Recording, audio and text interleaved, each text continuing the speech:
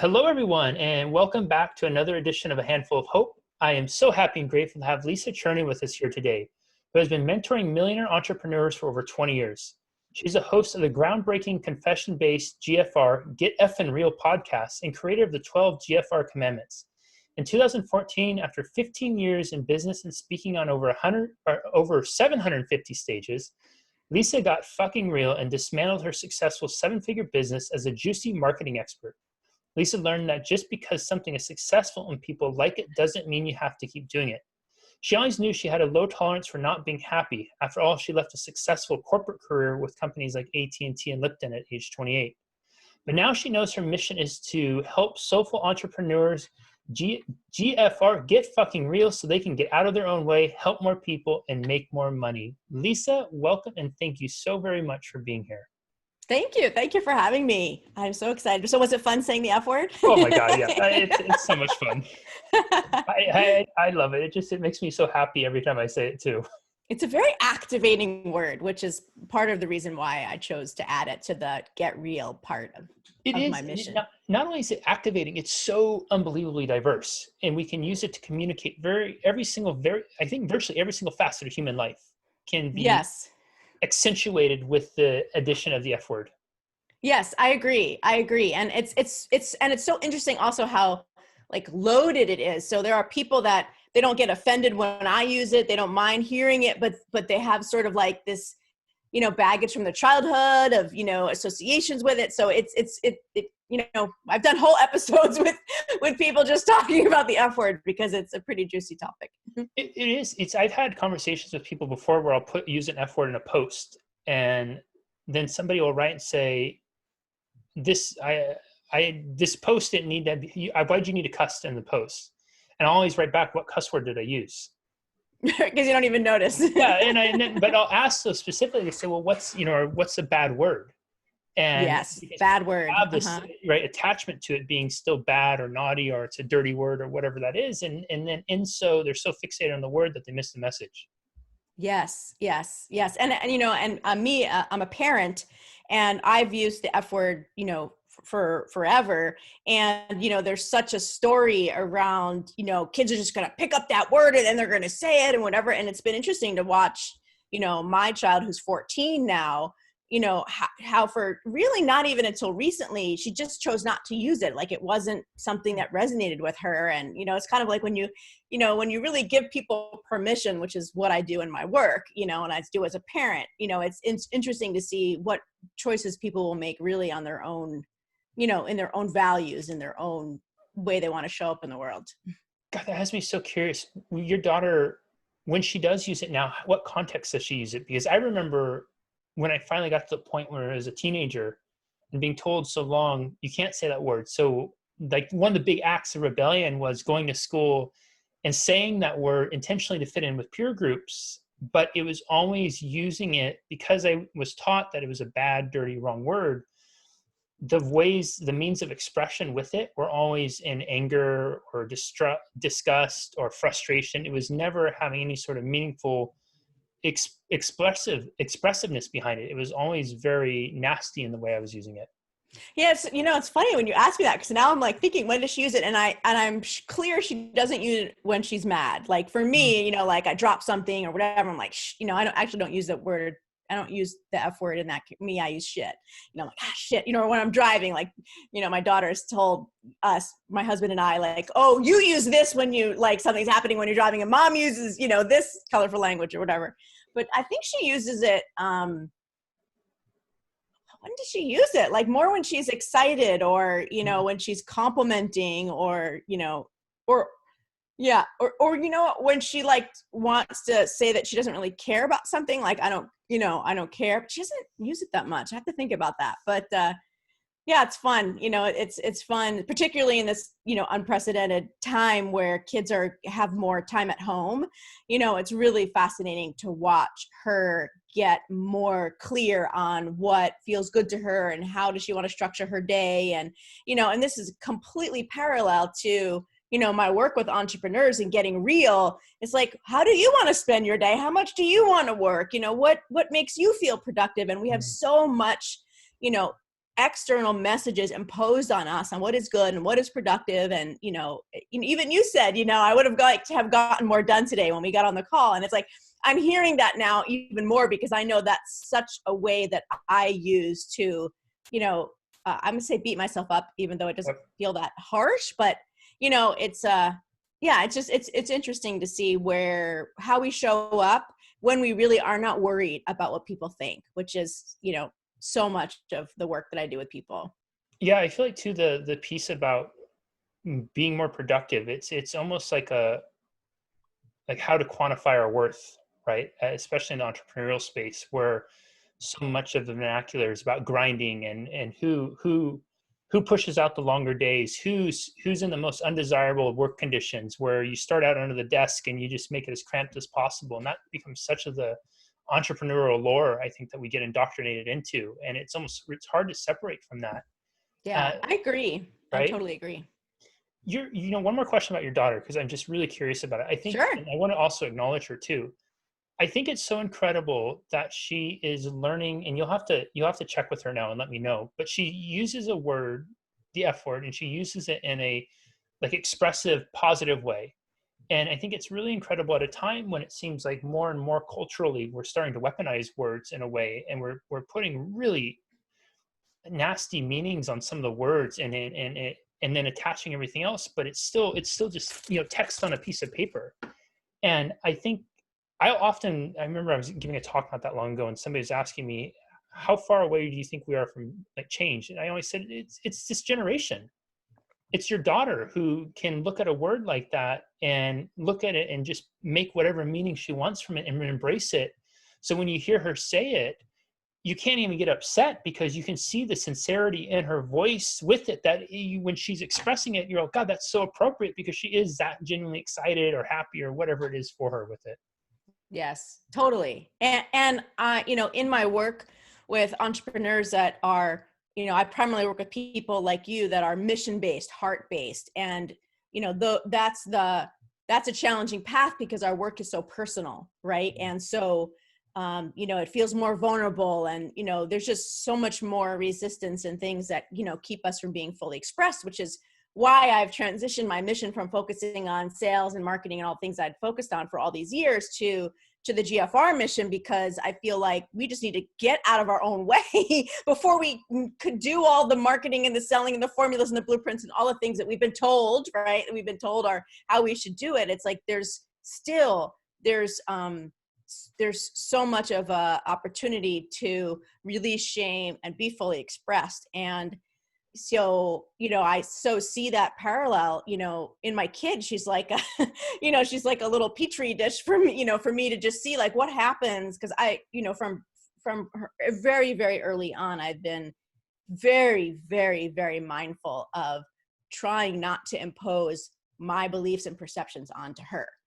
From a day-to-day basis on like what's good and what's bad, all the way to, who she marries and whether she goes to college and what time she goes to sleep and what she eats, and it's really been a great space for me to hold for her, which is now what I hold for entrepreneurs. So, I've even coined this phrase unmentoring, because I feel like we've been so mentored. Those of us that have been doing this for a while, we're so mentored and so put in a box that it's dampened us, and it has created layers of shame because we feel like we're not doing it the way that we were taught or supposed to, or as productive as we're supposed to be, or I wasn't on social media, or whatever judgment we have. And so, it's been kind of really liberating for me and for the people that I get to work more closely with, just to really like, what is your voice and what do you want to say? And what is the thing you want to take a stand for? I call it your soapbox, and it's like I feel like that's where the healing of the planet, the culture, the world is going to come from, is those of us that are on a mission to freaking get out of our own way and get, and say the things that we really want to be saying. You mentioned shame a couple times. You were telling me before we started recording that the nature of your show is a very confessional show, and I want to come back and talk about your show in a moment too, especially because I want to hear the F word story for it. When you talk with shame and you're working with entrepreneurs and you see it, is shame one of the, or is it the primary thing that you see that's really inhibiting people from, because you'll hear entrepreneurs oftentimes talk about, I'm stuck, I can't break through. I always talk about the metaphorical wall, and entrepreneurs we're a resilient bunch, right? Where we've learned to kick, to punch, to bang our head usually. And we thicken our skull very quickly, and we'll keep banging our head, and we still can't get through it. But we're committed to banging it. And again, going into the entrepreneurial ethos, part of your licks, as you will, come from that head banging, it seems, or so we're taught. But how much of that is really because of shame? Is it because we're running into that wall because of the shame that we haven't been able to rectify? We haven't been able, maybe we're not even aware of it, and we're not having dealing with it. Yes. So I'm gonna plug one of my GFR Commandments here because it's so relevant, and just a little context. So when I was birthing this new mission, which is just a couple years old, so I've been an entrepreneur for 21 years, and I have evolved multiple times. And my latest iteration is the GFR mission. And when I was really doing some major kind of culling and introspection, and also like research on how do I keep, like, I've been mentoring 6 and 7 figure entrepreneurs for 20 years. What are the like reoccurring themes? And even though I've been a marketing and selling expert, there always is this part before that, and I realized there was like 12 ways when I was like journaling, and it wasn't like, oh, I need a lead magnet or a, free thing. It was like, oh, there's 12 ways that, like, there's 12 things that I keep saying over and over again, that just keep reoccurring, themes that reoccur for the mission-driven entrepreneur, how we get in our own way. And so I come up with these 12 things, and then I realized that because I'm a trainer and teacher at my core, I needed a question that would help people inquire, like, is this one for me? Like, journal, or just, really, me confront themselves if they want to. And so there's the commandments, and then there's the confession questions that go with them. And there's 12 of them, and it's not a 12-step program or anything like that. You can just skim the confession questions and you see which one speaks to you. So having said all that, and I'll let everybody know how they can get their copy. Number 3 is so popular on this topic. And so the GFR commandment number 3 is, don't worry about being normal, proper, or polite. Mm-hmm. And that confession question is, where am I not speaking my truth? And, my first business was consciousmarketing.com. And before anybody was talking about any law of attraction or consciousness or anything in business. And my premise was from the inside out. I just knew that I was meeting great people, and their marketing didn't match.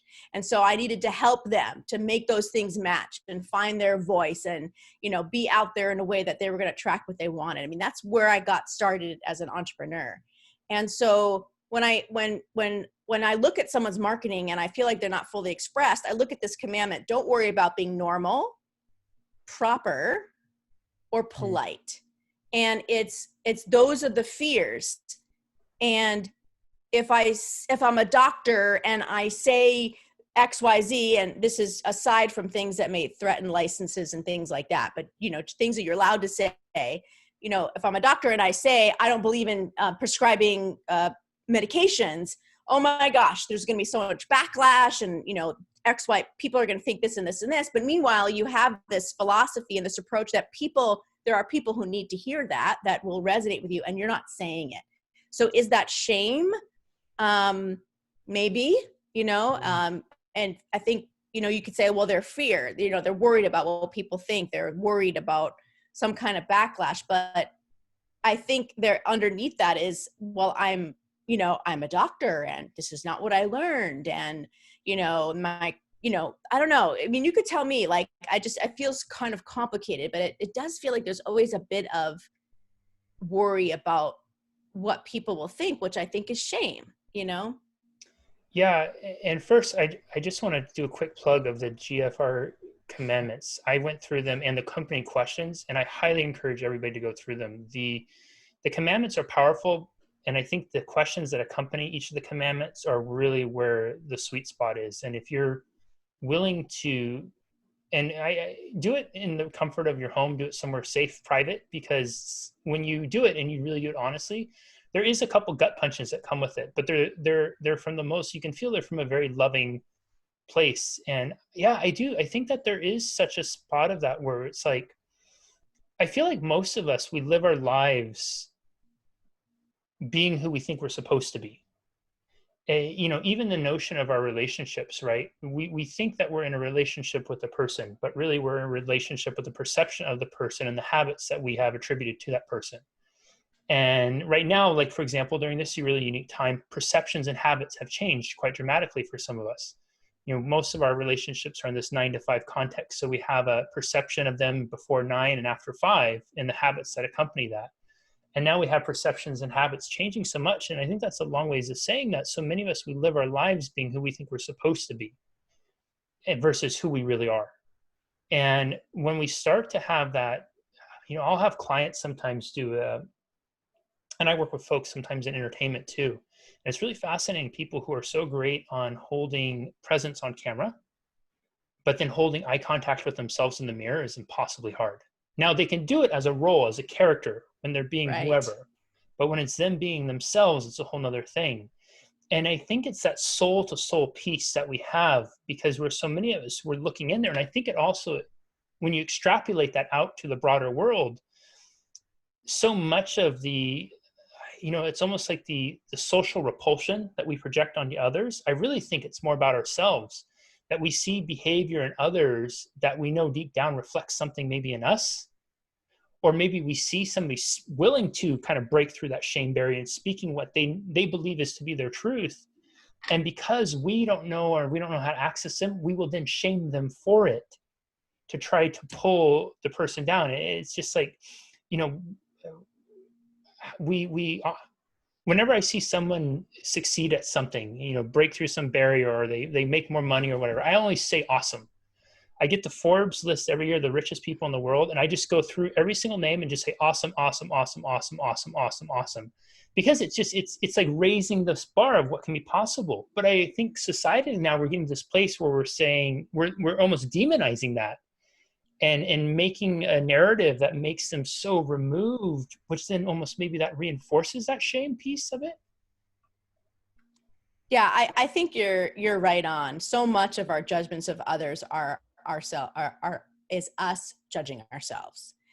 And I think that's one of the things that's sort of like my magic power, is that I have gotten to a place where I have few judgments of myself, like my body, I'm curvy, I'm lazy. I love to watch TV, I will, stay in bed on the weekends, till noon if my family lets me, and, all these things that I can go on and on. I was in a 12-step program in my 20s for food, and, I just, my sexuality has, been fluid. I mean, there's so many things that I can just make a list. And every time I say one of those things, I feel like I just gave that person permission. I just gave that person permission. I just gave that person permission. I just gave that person permission. And somehow by me loving myself, I'm giving people permission to love themselves.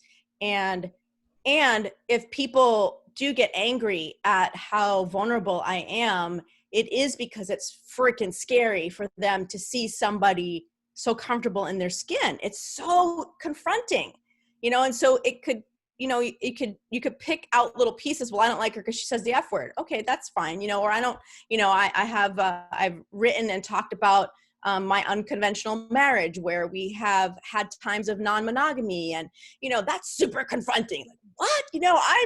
I am sticking it out in this marriage, and don't you tell me that there's another way to do it. And the same in my business. Like I refuse to do launches. I'm actually creating a new thing called the Unlaunch as a launch alternative. And it's like, I just refuse to fall in line. Bugs my husband because he is more of a rule follower, and he's like, if I'm just, there's any way I could buck the system, I do. And I get that from my mom. So yeah, I think you're right on. It's if I ever have judgment, which I can't even think of anything off the top of my head, of somebody else, it's something I totally can see. Oh, wow. Like you want to be more like that person, or you find it hard to be more like that person, or I think it's real interesting when we really take a look at where our judgments come from. Yeah, it really is. And it's like, even when we judge ourselves, it's usually not us judging ourselves. It's us judging the expectation that we believe we're supposed to have that somebody else taught us, or society has, Exactly. right? Mm-hmm. And Parents or it, society. Yes. yeah, and it Mm-hmm. is, it's so true. Like when we hear that judgmental voice about ourselves, it really is reflective of an alternative want that we know is available to us. Oh, that person has this nice car. Well, I would like to have that nice car. What did they do to get that nice car? What haven't I done to acquire that nice car? You know, And I better do what they did because yeah, it worked for exactly. them and it'll work for me. Yeah, exactly. God, that's so fascinating. And I love what you said, that by loving myself, it gives people permission to love on themselves too. Yes, yes. I mean, I have a membership called the GFR Squad. You know, when I decided to do this show, you know, it's called the GFR Show, and the tagline is straight talk and confessions from successful soulful entrepreneurs. And so it's all about just admitting we all have been through heck, you know, and struggle, and it all has a purpose. And let me share with you some people that have been through things probably way worse than you, or maybe just as worse as you. And let me show you how it actually was a divine design, and it Mm, birthed the perfect business for them as a result. So those are the stories that I'm sharing. And most people come on my show and they will share and confess something that they don't usually talk about, or, you know, they tell this part, but they don't tell that part. And it's so illuminating. And when I decided to have the show, I was like, I need a community. I want to have a place for people to go that are just like, yes, I want to get more real. Yes, I could see how like being more unapologetic could fuel my business and help me be more confident and help me be fully expressed and all that. And so in that squad, that's the purpose of the squad, is like just a place that we could just say the things, and, you know, and I could be even more vulnerable. And I don't know, it's just like, I don't know, it's like some alternate sort of, you know, model of society where yeah, it's totally okay to be a money expert and to tell people in the group, I'm struggling with my money, you know, it's just, you yeah, know, or to be a relationship expert and I think I might be getting a divorce, or, yeah. you know, and that even, Jesse, touches on like a heart of the GFR work, which is that our work is our mission and our mission is our work. And so, and that's one of the commandments, is make yourself your most important client. It touches on it, doesn't really get to really to the heart of it, but make yourself your most important client. So where can you be showing up more for the very thing that you want to take a stand for others? Because I know I'm GFRing all over the place. And when there's a backlog, you know, it's not pretty. Like when COVID first hit and I was really struggling and I hadn't shared that I was struggling. And then I did a video. I felt like I was one of the first leader type people just to say, I am freaking struggling. This really sucks. And, you know, so I just, I guess my ideal universe is that people just share the things and that they see that they're loved anyway. I was going to ask, with having that squad like that and giving them permission to be so vulnerable and to share so openly and authentically, what has been the biggest surprise for you that you've experienced through that open floor of sharing? So one of the things we have is by the way, the membership's like $20. It's not a big, you know, big investment. It's just like put a little skin in the game, you know, kind of container. So one of the things that we do is a monthly confession call. And so I'm just going to flash up here. This is the GFR Commandments. This is what they look like. And this is what you get when you download them. And there's 12 and we just pick one a month, right? It's very handy. And we have a call where, like, so for GFR Commandment number 3, don't worry about being normal, proper, or polite. The confession question is, where am I not speaking my truth? So we would just focus on, where am I not speaking my truth? And one of the most surprising things for me, Jesse, has been how, like, I would think people would, and oftentimes I think people would share like big things, you know? And what I'm noticing, it's the little like day-to-day things that people want to talk about and want to confess. So like here, I'll give you an example. So commandment number 6 is have faith in yourself and in your mission. And the confession question is, what would I do differently if I had faith in myself and my mission?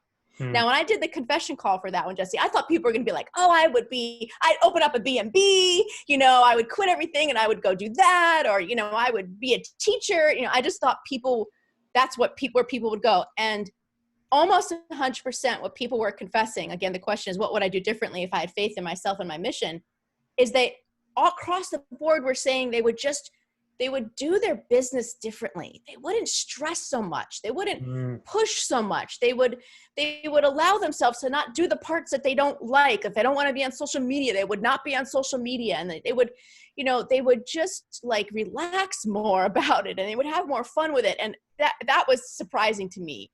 And so that's what I mean, where, yes, some of us have big, confessions, about things that we've hidden or we've had shame about. But sometimes I think that the power, and I know for me, like I've said, I'm working on not judging the things that did or didn't get done. Like talk about something that is in a moment to moment, day to day, thing.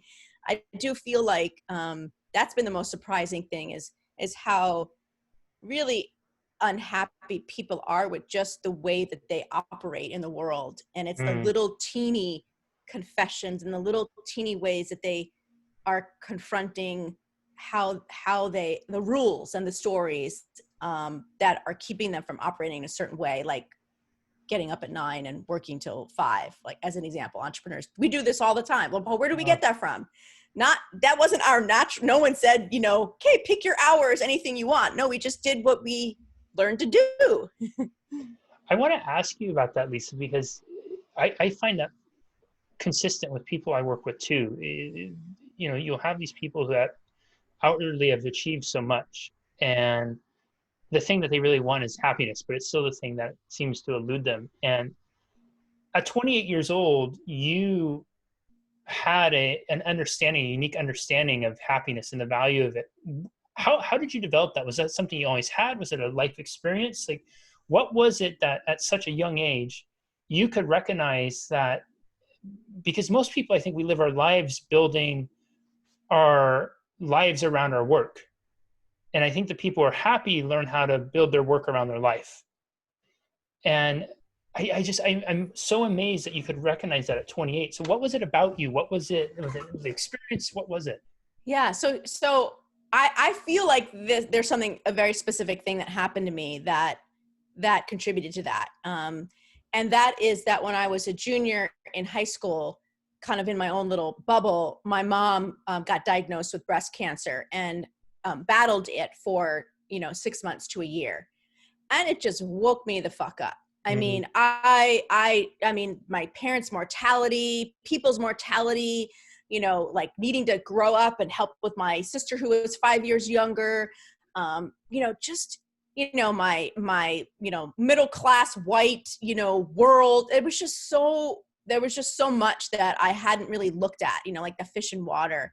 And it showed me that life is too short to do stuff, to do stuff that doesn't make you happy. Life is too short to not be happy. Life is, life is freaking short. And, I think we see the bumper sticker, right? But what does that mean? And so I just feel like I always say it's like a chip that was implanted in me, when I was, however that was, 16, 17 years old.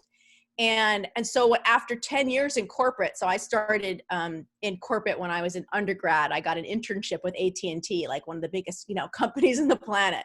And so at 28, I had been doing the corporate thing for 10 years, AT&T. And then my last job was with Lowry's Foods, which is owned by Lipton Corporation. And I was also in the 12-step program for my eating disorder at the time. And so I was waking up, like that was my spiritual awakening, was through the 12 steps. I didn't know about intuition or God or higher power or any of these things, and I didn't know that I was eating my feelings, or I didn't know any of that stuff. So I had maybe like 5 years of, the 12 steps under my belt, and I had 10 years in corporate. And all I knew was that I was a fragmented person. I was like on this spiritual journey that I couldn't talk about at work. I was, and I was like playing the game, and, I was in the food service industry. So it was male dominated, like old white guys, in the food service industry. And, it's just, it was so confronting, and my body was speaking to me. I had terrible migraines. I had suffered with anxiety, and I was given this little window, Jesse. I was laid off for the third time in a 2-year period. And it was enough of a pause where I was like, I started interviewing for the next jobs, and I interview really well. And I was offered the director job, all these things at 28. And I'm like, I do not want that job. Like, I do not want to do it. I just can't do it, you know? And so that's when I didn't take another job at 28. And I started, you know, first I just did like freelance and subcontract type stuff for a little while until consciousmarketing.com was born in 1999.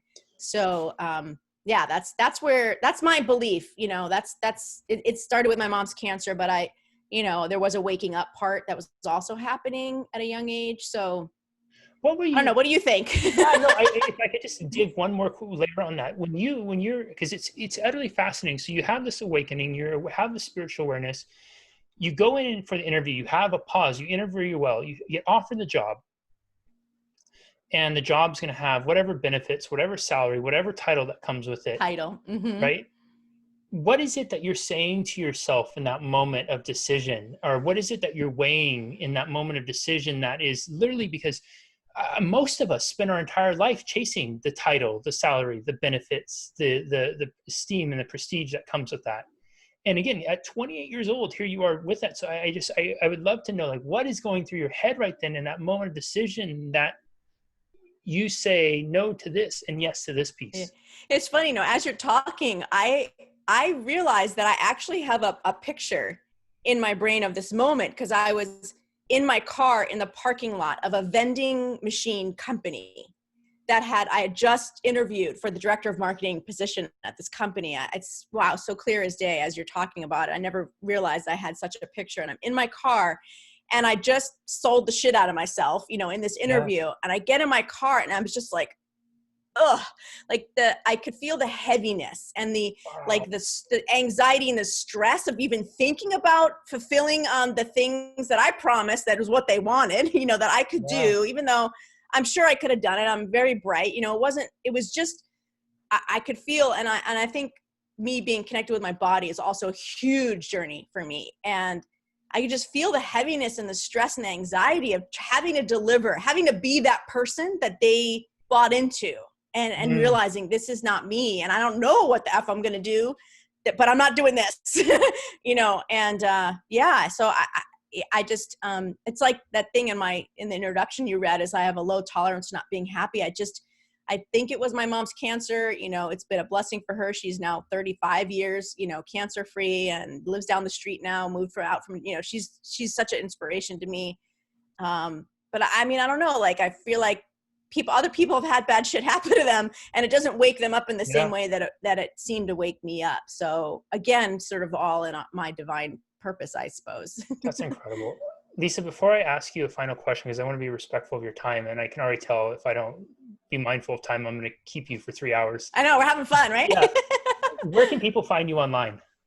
Yeah. So my website is gfr.life, L-I-F-E. That's the main website. And if you want a copy of the 12 GFR Commandments, and I think 3 or 4 we already mentioned, you can go to gfr.life/12C, like 1, 2, like 12, and the letter C for commandments. So you can get your commandments. If you want to learn about the squad, do /squad. And you can find out about that low level investment way to just be closer to me and, you know, put some skin in the game on your intention to wake up, be more real, be more unapologetic, and be more fully expressed in your life and in your business. We have talked a lot about vulnerability, shame, love, expression, and I feel like there's a word that we haven't mentioned that we mentioned briefly before we started, and that word is the courage to do all these things. I feel like you're someone, Lisa, in the brief time I've known you, that you are a crusader almost for courage for other people, and that you're creating different platforms for people to really, you know, to be vulnerable, to work through shame, to give themselves permission, but really that's all about empowering them to be courageous, empowering to find that courage inside of themselves to really be who they truly are. This is a completely loaded question, and it's no small answer. I think no small means to answer. So I'm going to tee you up with that. If you could sum up the most important life lesson about being courageous to one singular life lesson to leave us with, what would that be? Do whatever it takes to love yourself. I think you just nailed it and knocked it out of the park. That's been I know that because that is my core lesson. And even to this day, it's like, I'm just always looking to see, where am I not loving myself? Because I need to love myself in order to help people love themselves. Love that. Everyone, my goodness, are you going to want to rewatch and re-listen this one? And I encourage you to spend some time with the GFR Commandments and the accompanying questions and go through it. Like I said, I ran through it earlier today, and it was really fascinating to see some of the things that came up. It doesn't take a great deal of time, but what it does do is it empowers you with a tremendous opportunity for reflection. And make sure you make that time for yourself. I've made some notes of ones I want to reflect on a little bit later too. Boy, did Lisa take us on a journey of self-discovery that started with just noticing how we can change language meanings for different generations just by how we use it. I love the study of, and my homework for her is definitely give us feedback on her 14-year-old in the context she uses the F word in, because I'm really deeply curious now about it. And I think that's so incredible that her primary form of expression of a word that I remember when I hit 14 was all about, being cool and more this and more that, and very much weaponizing the word. She's using it in a very much different way, which I think ties directly into the end piece of do whatever it takes to love yourself.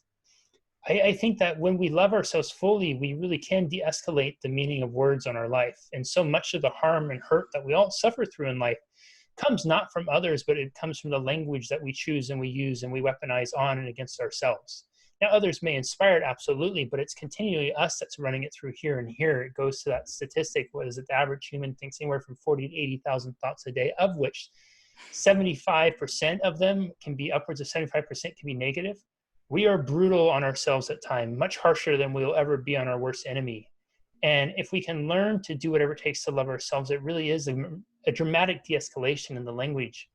I love to talk about shame and about giving ourselves permission to really be expressive, to go through and have that confrontation with those stories we have, and be willing to boldly share, as Lisa does in her show and what she was just sharing today, and even going to the stuff that is not necessarily what we would traditionally look at as comfortable or okay or the status quo, but the freedom and the permission that comes with that, from giving yourself that permission to share, that's the real gold mine. That's the real thing. And I think that's what speaks such volumes to who she is and how she shows up, is because we can see that there's an authenticity in her. She's not just sharing and saying these things. You can tell she's clearly living it. You can tell there's the congruency through her, that what she speaks is what she lives. And I think that's so extraordinary, especially in the entrepreneurial, if we were to call it expert space, which I don't really like that title, but just for lack of better terms, I think there are a lot of experts out there who will do exactly what Lisa talked about earlier on. They'll go and make the funnel, they'll go and do the launch, they'll go and do all those things, and that's no fault to them. But they are putting the proverbial cart before the horse, in that they're doing the walk, but they're not really going and doing the deep talk with themselves. And I think what's so incredible about that is not only does it change your business, but it changes your life. And to have an awareness, and the last piece I want to add to this too is remember to listen. Whether it's your body, it's your intuition. The fact that at 28 years old, she had the foresight and the wherewithal to listen to her body actually having a visceral reaction. How many times have we said yes when afterwards we started to have that stirring and churning inside of us, and we felt like, gosh, there's no way I'm going to be able to live up to that. And I was being somebody who I'm really not. I think this soul thing would dramatically reduce most of the heartbreak we suffer in business and in our relationships if we didn't show up trying to be the version that we thought the other people wanted us to be, but instead we just showed up as who we are.